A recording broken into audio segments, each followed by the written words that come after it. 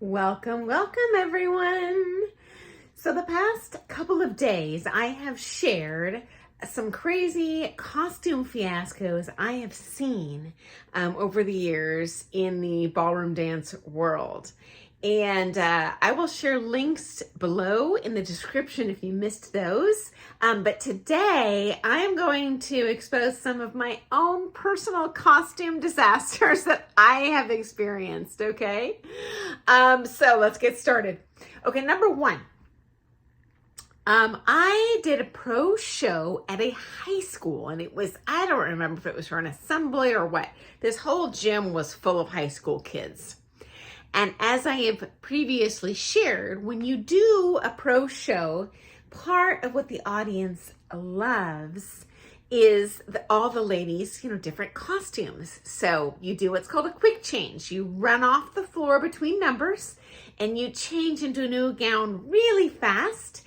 And then your partner fills up the time by answering audience questions. And the audience never fails. They always will fill that time up with questions about ballroom dance life.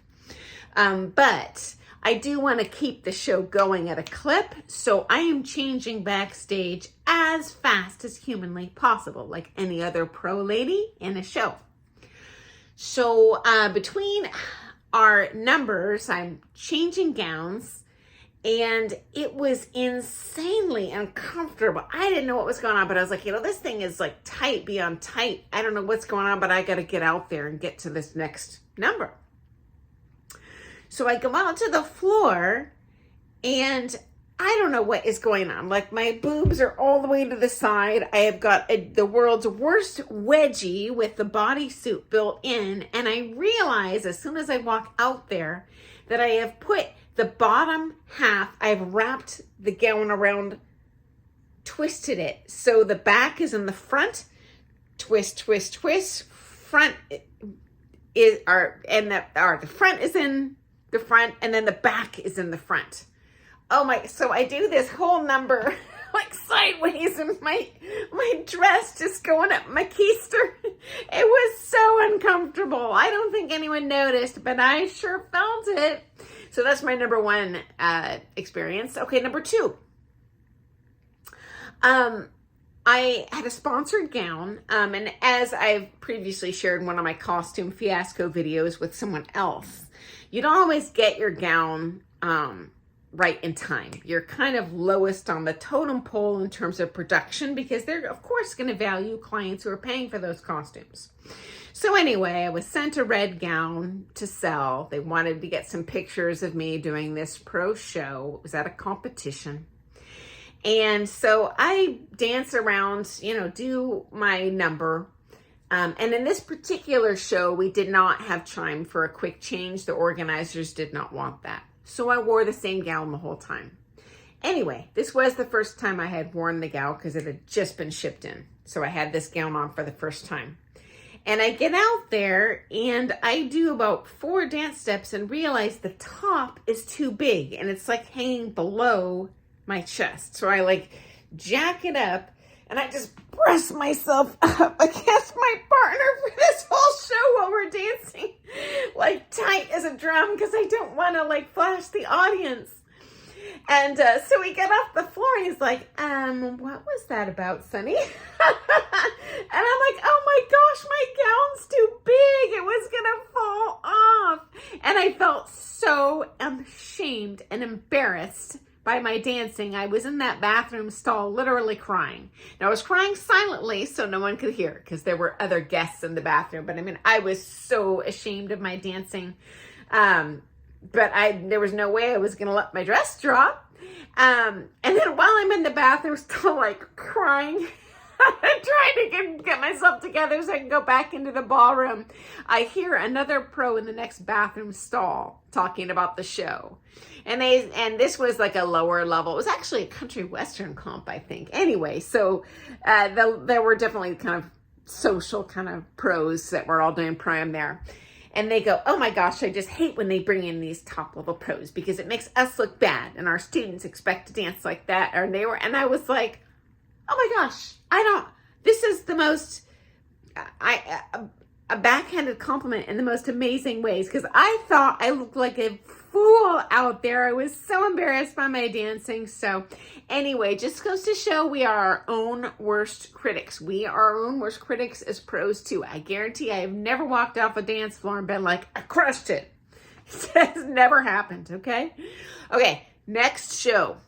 Actually, this one, it wasn't a show. I do have a show one for you too, but this will be at Blackpool, okay? So I'm on the Blackpool comp floor. This is the second round of eliminations, and I hear this whoosh, whoosh, whoosh, following me around the dance floor. I'm like, what is that? Is someone dragging their shoes and following us? And whoosh, whoosh, this goes down a whole long wall, and Blackpool is a long floor.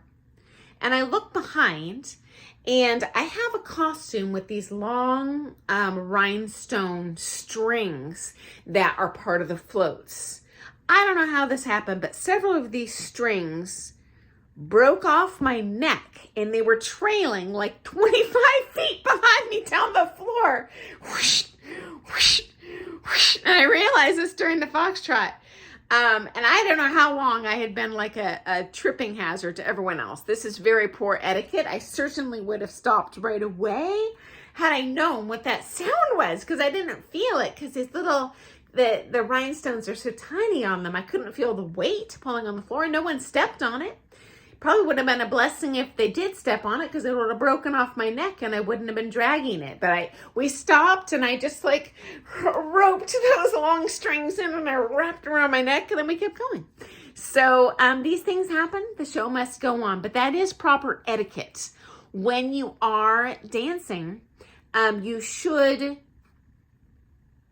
and you have a loose part of your costume, a shoe, a float, whatever, you should stop as soon as possible and clear the floor of that item. You don't need to put the item back on. As a matter of fact, I had a student do a whole round missing one shoe. She just kicked it off the floor and kept rolling, and she ended up winning. Anyway, you always do need to not be a hazard to the other dancers. That is a priority, okay? Next story. And this is a show dance story. I am doing, it's a combination Lindy Hop quickstep number. And so we're doing some lifts and drops as well as ball gown quickstep. And I do all of these figures in the full-on ball gown. So I'm doing like flips and stuff, and I am wearing the ball gown. Now I am wearing my spanky pants, so my butt isn't flying out, but things are flying. And so I do one lift where he pumps me up over his head, and I'm doing the splits up here. And we have practiced this. He's a prime student. I don't know, 100 times? Had it down. Had done it in the costume. Worked like a charm. I don't know what happened in the show, but when he flipped me up here, my whole skirt went over my head. So my butt is hanging out over the back of his neck. And I do the split. You cannot see my face. It's all feathers. Just like my skirt over here and my bare butt hanging out. Well, my butt is covered with the satin spanky pants. But yeah, that was a little embarrassing. So I'm sure the audience got a good chuckle out of that. So that's probably my worst show dance costume experience. Okay, and then final costume snafu story. And this is actually not me personally. It was my dance partner. And I did share this in one of my Blackpool videos where I talk about my experience as an amateur and a pro dancer competing there. Anyway, we flew to England for Blackpool to compete, and the airline lost a huge piece of luggage that had my partner's tail suit in it.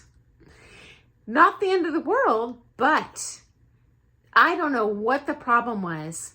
They kept on sending us updates and sending our bag like to Spain, to France, back to the United States. It took over a week to get our luggage, and he had no tail suit. And you can't compete in a championship level with no tail suit, no dice. So anyway, he was able to like whip stitch a costume together using extra pieces of friends' tail suits. So I wouldn't say it was probably the best looking couple on the floor, but it worked.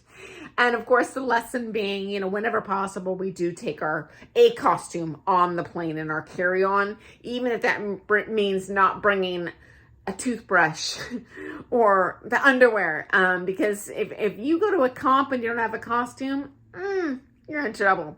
So I hope those stories have been entertaining for you, a little embarrassing for me, but hey, hopefully that makes you feel better if something kind of unexpected happens to your costume while you're performing or competing. So best of luck to you all in your dancing, and I look forward to seeing you tomorrow. If you are interested in more ballroom dance stories, hey, subscribe to my channel. I love that. Okay, I'll see you soon, guys. Toodles!